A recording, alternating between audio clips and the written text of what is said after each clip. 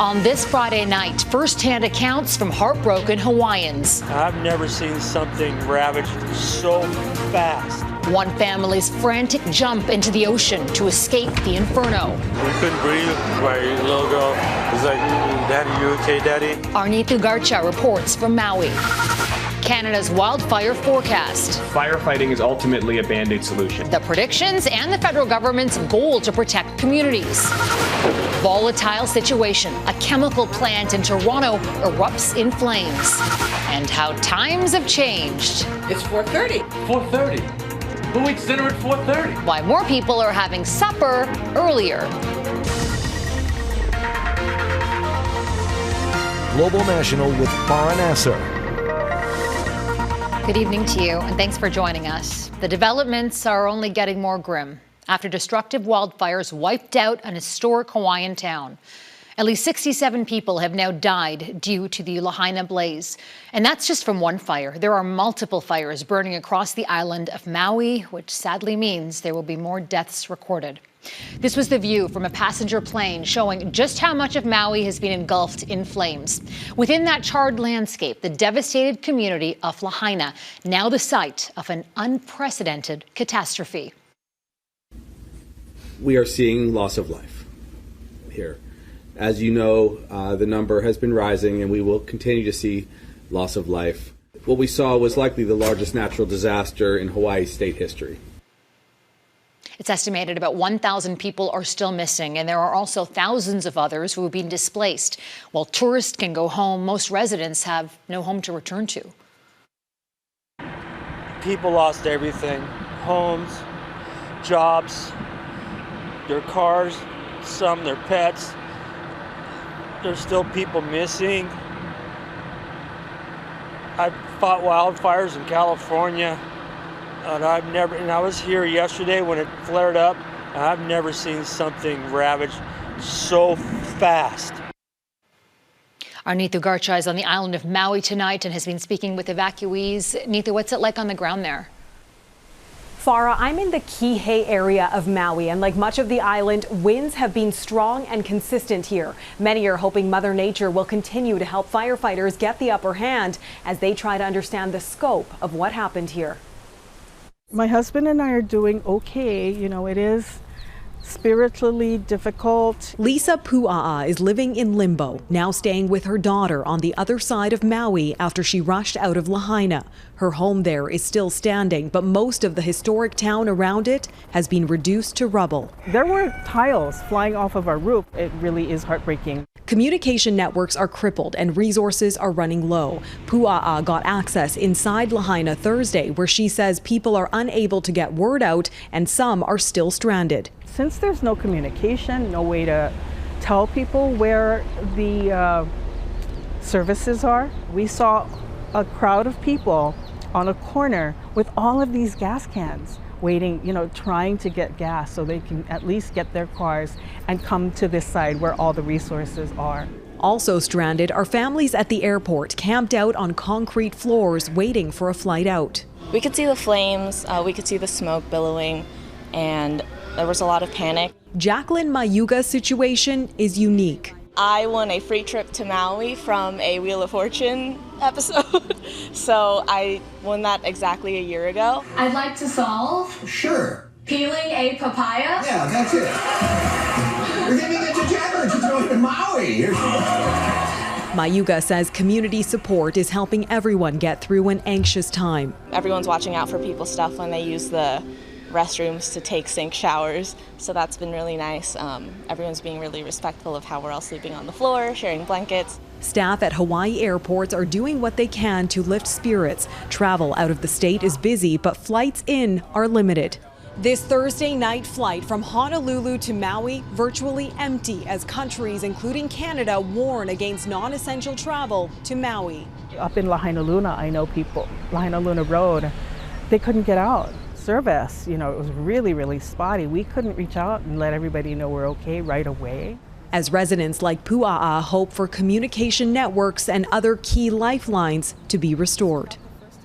That lack of power and cell service could have contributed to failed alerts meant to warn residents and tourists of the incoming wildfire. Many of the buildings have yet to be searched, and as many as 1,000 people remain missing or unaccounted for. It has some of the residents we've heard from here wondering why more warning wasn't provided or if anything more could have been done to save lives. Farah? Neetu Garcha in Kihei, Hawaii. Good questions. Thank you for that.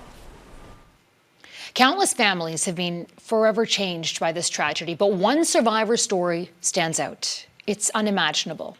A California father who was on vacation in Maui with his wife and 5 kids were headed to dinner in Lahaina, an outing that turned into a fight for survival. We got really real when we saw the flames, and we had to think fast. We had to get out. We left our vehicle. And myself, my wife, and our 5 kids, we all got in the ocean. We found a floating board that we hung on to. Everything was burning around, explosions, cars blowing up, embers was flying. We couldn't breathe. The little areas, just the carbon monoxide. And we held on as best as we could. My wife, my kids, my older ones helped with the younger ones. For 3 hours, waves kept pulling the family of 7 deeper into the ocean. Fight or flight, it's survival. My adrenaline was rushing. I had to calm down. I worked in the ER in 15 years. You gotta help. My kids are amazing. They were really good. My little girl is like, Daddy, you okay, Daddy? We'll be okay. Locals who had also jumped in the ocean helped get them to the seawall. That's where firefighters eventually found them, battered and bruised, but alive. Got some bruises here. My wife, the embers shredded her eye a little bit. We got checked out. It's scarred, but the deal, I think. We were on the seawall. Those waves were pushing us so hard in, so all my kids have bruises that cut out on nose space. They're really just tired, exhausted. The ocean almost swept my kids away a few times. But yeah, we stuck together. We held on. We're not going to die this way. The emotional toll and trauma is deep, and it'll take time to unpack. Thankfully and incredibly, that family's physical scars are minor in comparison. Now, Lahaina was once the capital of the Hawaiian kingdom. The destruction this week has wiped away or damaged many of the town's historic sites, and that includes one of its most beloved symbols. Located at the center of Lahaina and towering at more than 18 meters, the town's 150-year-old banyan tree was charred by the fires. It's uncertain whether it will fully recover, yet the tree, the largest of its kind in the U.S., remains standing. A gift from India, planted in 1873, decades before Hawaii became a U.S. territory. It's witnessed history and provided shade for community events for generations. It's been called the heartbeat of Lahaina. What happened in Maui could happen anywhere, and it's a fear so many Canadians feel as we live through this country's worst wildfire season. Our dangerous reality has changed in recent years because fires aren't just burning in the backcountry. They're increasingly burning close to residential areas, and they're burning from coast to coast to coast, putting a strain on resources and on firefighters. As Mackenzie Gray explains, the forecast for the rest of the fire season is dire, and the impact on our environment is extensive.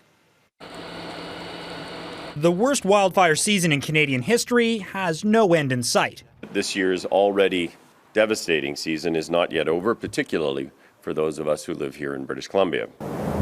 From BC to Ontario, severely increased wildfire risk is expected to continue through September, contributing to the 13.4 million hectares of land burned across the country.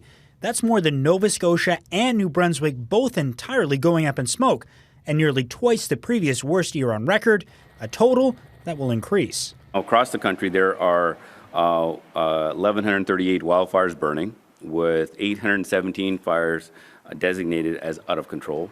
To fight the record fires, the federal government announced a $400,000 partnership to train firefighters. This training will certainly keep our community firefighters safer and enhance their skills. Nearly 6,000 Canadian firefighters have been deployed across the country, but international help has also been needed. 12 different countries, including the U.S., South Africa, and Brazil, have all sent personnel, with 965 still fighting the flames. Firefighting is ultimately a Band-Aid solution. Yes, we need it, but the cost of preventing climate change is much smaller than letting it run rampant and then trying to clean up the mess. Climate change and wildfires now part of a vicious cycle. The intensity and frequency of the fires exacerbated by climate change and the carbon dioxide released into the atmosphere from the flames, increasing global warming. Natural Resources Canada projecting 1 billion tons of carbon dioxide has been released this wildfire season. That's 33% more than the entire emissions released in all of Canada last year, and is the equivalent to an additional 1 billion cars on the road. When wildfires are burning through forests, they're consuming vegetation, that's actually releasing carbon into the atmosphere. The record wildfires have already had a major economic impact, with 160,000 Canadians forced to evacuate their homes, a number, Farah, that will likely rise in the coming weeks. Mackenzie Gray in Ottawa. Thank you, Mackenzie. To Toronto now, where firefighters have been working around the clock, battling a massive blaze. Flames broke out overnight, lighting up the sky and sending thick black smoke billowing from an industrial site. Brittany Rosen joins us from this scene. Brittany, what do we know about the materials that are burning? Hi, Farah. Well, when we first arrived here on scene this morning, it smelled like an absolute campfire. But it seems crews now have the upper hand. They have contained this fire. It was all coming from that chemical plant just a few hundred meters away from where I'm standing. The city's fire department says that this company housed a large amount of chemicals, including motor oil and fluids. The 6-alarm fire broke out at a West Toronto chemical facility early Friday morning. Thick, black billows of smoke filled the air as more than 100 firefighters battled towering flames. Andrew Turk owns a maintenance business nearby. Did you see anything? Just on video surveillance overnight. Big fireball, like, when we just went through the video and then you freeze frame at the time, it's like boom, it's like a huge fireball, yeah, massive. This is the image he's referring to, a fireball lighting up the sky. And as the sun came up, crews doused the building with water from all directions. Officials say no injuries were reported, but things could have been a lot worse. What was burning was motor oil. There are different parts of the buildings where there are some solvents which would have been far more problematic for us. Brente Canada, the company that owns the facility, is a distributor of 10,000 industrial and specialty chemicals, according to its website. While parts of the facility were salvaged, the damage is substantial. I will say it's certainly millions of dollars. What is usually a bustling industrial area was a ghost town as police closed nearby roads and forced staff out of the area. Fine with Turk, who is grateful his business was untouched. We got a whole building full of 100,000 square foot worth of toilet paper. So yeah, if you've light a match there, it's not going to last very long. Now, officials say there is no concern when it comes to the air quality. They also add they don't believe the fire was set intentionally. The province's fire marshal has been called in to investigate the cause further. Farah? Brittany Rosen in Toronto. Thank you, Brittany. A cloud of uncertainty hangs over Niger, coming at what coup leaders are facing and the concerns for the ousted president.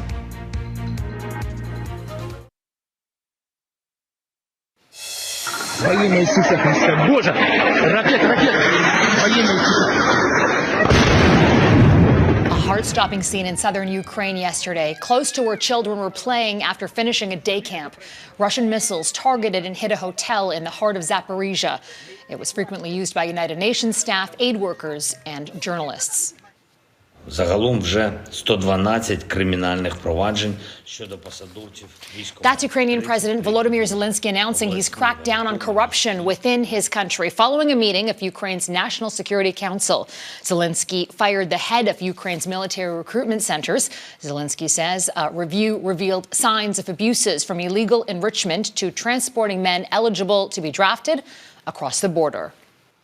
Now to the deepening political crisis in Niger. West African leaders attending an emergency summit ordered a standby force to prepare for possible military intervention. They maintain their top priority after last month's coup is the peaceful return to power of Niger's democratically elected president. But as Crystal Gamansing reports, there are growing fears for Mohamed Bazoum's well-being. Beeping horns and throngs of people outside of a French military base in Niger's capital. It's another demonstration in Niamey against the West and in support of the military coup. There's going to have to be some real negotiations, some real carrots and sticks. Chris Roberts has been studying African politics for 30 years. He says the West African bloc approving armed intervention to restore Niger's constitution doesn't mean an escalation will take place. No option is taken off the table, including the use of force as a last resort. The protection of democracy is within the economic community of West African states' mandate, but this step towards military intervention could be a pressure tactic. Mohamed Bazoum has not conceded power despite being taken hostage by the military on July 26th. His party says he and his family are being held in cruel and inhumane conditions, fears echoed by the UN and the U.S. We have deep concern for him, for his family, for his security and well-being. Those who depose Bazoum say they did it because people are suffering and national security has not improved. It's unclear if their goal is to hand over power to a new civilian leader or, like what transpired in neighboring Burkina Faso and Mali, delay that transition and keep the country under military rule. Stopping that trend could explain why the West African group moved to approve military intervention. We could call it a small escalatory step, while ECOWAS still focuses on peaceful means to resolve this crisis. Meanwhile, no timeline has been given for the activation of the African bloc's military unit. Crystal Gamansing, Global News, London. Ahead, the two high-profile cases involving a former U.S. president and the son of the current president.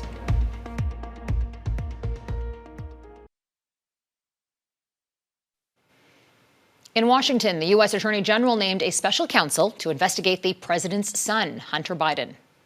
Republicans claim Hunter Biden has received preferential treatment from prosecutors in a tax case and over accusations of wrongdoing in his foreign business dealings. And today, a judge issued a blunt warning to former U.S. President Donald Trump's legal team that all necessary measures to safeguard the legal proceedings will be taken. Prosecutors were seeking a protective order to prevent Trump from publicly sharing evidence in the election interference case. Our Jackson Prosco is outside the courthouse with more. Jackson.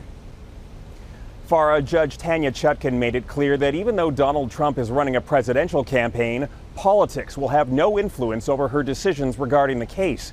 Today's hearing was over a dispute about what Trump and his defense team can reveal about the government's evidence of Trump's efforts to overturn the 2020 election. Prosecutors wanted a blanket protection order. The judge rejected that, but did implement some significant limits. For example, Trump can review materials, but his lawyers have to make sure that he doesn't take any information with him or make copies, and he can't have any electronic devices in the room.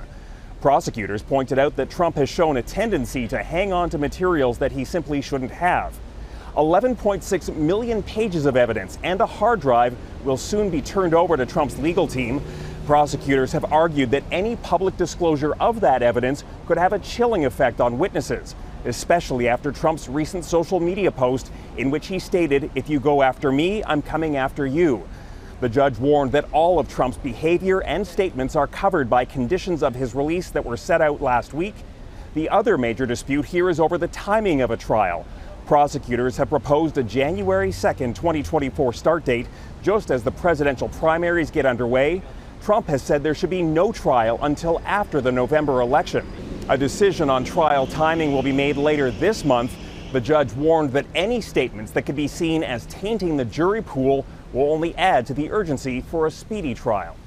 Farah? Jackson Prosco in Washington. Thank you, Jackson. Early bird diners. What's behind a new trend at restaurants? Next.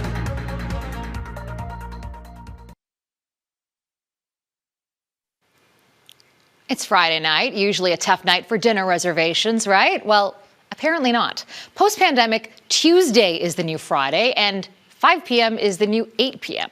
Mike Drolet explains the change in our habits. Want to know a sure sign you're in North America? The patios are full and the sun's still out.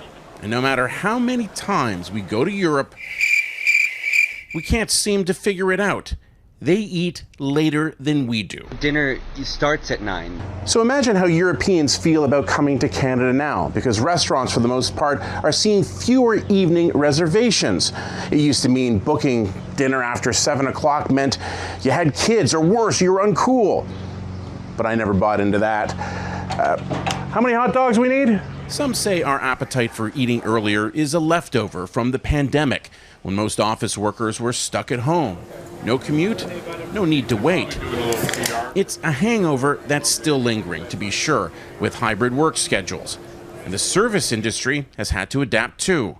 In Toronto, at least, the busiest days downtown are now midweek. Mondays and Fridays, people are not at the office. Thursdays, they're taking off because they're not going to work on Friday. And nowhere is really busy in those days, and we've never kind of seen anything like it. Part of it could be cultural. Evening, gents. How about a nice warm lager? When we're thinking about dinner, the Brits, for example, are raising a glass to tradition. Oh, dinner. See, I call that tea where I come from, so that would be about 5 or 6, I think, for me. Here in Canada, we have patio time, but even that's now blending with dinner. For most Canadians to make a reservation later than 7, it better be a special occasion. When do I eat dinner? Used to be 5 when the kids were little, and then it's like 7 on holidays, let's say 7 or 8, and now it's 5 again because I like to eat early. Now, we wouldn't be Canadian if we didn't see this oddity as a gastronomical opportunity. I was just going to say, a place that you couldn't get into to save your life and you have to go early, and your friends would say, damn, I'd eat at 6 o'clock. What? No, you can go at 8 o'clock now, my friends. That's great. So get there, live life on the edge, and try booking a fancy dinner a little later this weekend. Mike Drolet, Global News, Toronto. Good tip. That's Global National for this Friday night. I'm Farah Nasser. On behalf of our whole crew, I want to thank you so much for spending part of your evening with us. Tonight's Your Canada is the fishing community of Halls Harbour in Nova Scotia. Jeff Sempo will be at the anchor desk this weekend. Until Monday, take care of yourselves and take care of each other. Good night.